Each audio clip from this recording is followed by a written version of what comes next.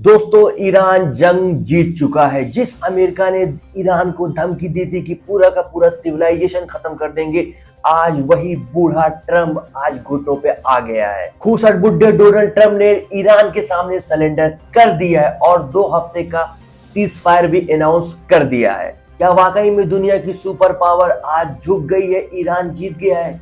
चलिए आपका बिना टाइम वेस्ट किए देखते हैं वो 10 शर्तें जिस पे ट्रम्प ने साइन किया है। वही ट्रम्प जो कल तक कह रहा था कि पूरी सिविलाइजेशन खत्म कर देंगे, आज ऐसे नरमी पड़ गया है और उसका पूरा लहजा बदल गया है। पाकिस्तान के जरिए उसने सीज फायर को कबूल किया है। पाकिस्तान के जरिए इस्लामाबाद में बातचीत शुरू हुई और आखिरकार सीज फायर हो गया। लेकिन सबसे बड़ी खबर यह है कि ईरान ने अपनी दसों की दसों शर्त मनवा ली है। लेकिन ईरान की सुप्रीम नेशनल सिक्योरिटी ने साफ साफ कहा है कि ये सीज फायर नहीं, ये अमेरिका की हार है। ईरान ने जो अमेरिका के सामने 10 शर्त रखी है, अगर ट्रम्प ने उस शर्त को मान लिया तो इसका मतलब ये है कि अमेरिका का चैप्टर हमेशा के लिए मिडल ईस्ट से खत्म हो जाएगा।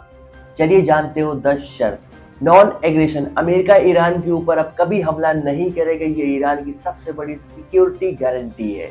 स्टेट ऑफ हॉर्मून, दुनिया का सबसे बड़ा समुद्री रास्ता अब ईरान के कंट्रोल में रहेगा, ये ट्रम्प ने कबूल कर लिया है। यूरेनियम इनरिचमेंट, अमेरिका ने मान लिया है कि अब ईरान यूरेनियम इनरिचमेंट कर सकता है, मतलब कि अब ईरान के न्यूक्लियर पावर में कोई दिक्कत नहीं आएगी। प्राइमरी सैंक्शन रिमूवल, ईरान के अंदर जितने भी इकोनॉमिक सैंक्शन लगे हैं सबको खत्म किया जाएगा। सेकेंडरी सैंक्शन रिमूवल, मतलब कि दुनिया का कोई भी देश ईरान से ट्रेड कर सकता है बिना किसी डर के। यूएन सिक्योरिटी काउंसिल रिसोल्यूशन, मतलब कि ईरान के खिलाफ यूएन में जितने भी सैंक्शन लगे थे सब हमेशा के लिए रद्द कर दिए जाएंगे। Board of governors resolution, international atomic energy agency का दबाव अब खत्म।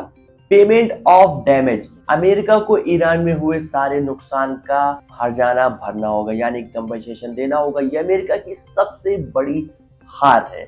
Withdrawal of US combat basis, मतलब कि अमेरिका को मिडिल ईस्ट से सारी अपनी फौजें निकालनी होगी, मतलब कि no more US base. Cessation of war on all front, सिर्फ ईरान ही नहीं बल्कि इस्लामिक रेजिस्टेंस, हिजबुल्ला और गाजा तमाम जगह जंग बंद करनी होगी।